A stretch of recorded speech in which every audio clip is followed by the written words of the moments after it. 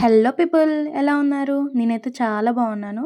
ముందుగా అందరికీ హ్యాపీ దివాళీ. ఈ దివాళీ లైట్స్ లానే మనందరి లైఫ్స్ కూడా మంచిగా గ్లో అవ్వాలని కోరుకుంటున్నాను. అందరూ ఎలా సెలబ్రేట్ చేసుకున్నారు దివాళీ? అయినా అడగాల్సిన అవసరం లేదు. ఎందుకంటే దివాళీ అంటేనే క్రాకర్స్ పేల్చేటప్పుడు అందరూ చాలా జాగ్రత్తగా ఉండండి. ఎందుకంటే ఎంత ప్రొఫెషనల్స్ అయినా వాళ్ళకి పేలవడం వచ్చినా కూడా ఎప్పుడో అప్పుడు మిస్టేక్ జరుగుతూనే ఉంటుంది. So be careful.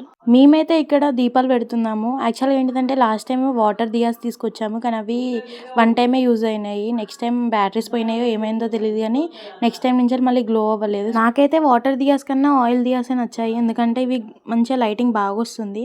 Water diyas కొంచెమే లైటింగ్ వస్తుంది. కాకపోతే వాటి వల్ల యూజ్ ఏంటంటే ఆయిల్ అనేది కింద లీక్ అవ్వకుండా ఉంటుంది. అంటే బండల మీద పడితే జారుతారు కదా, అదొకటి ఉంటుంది.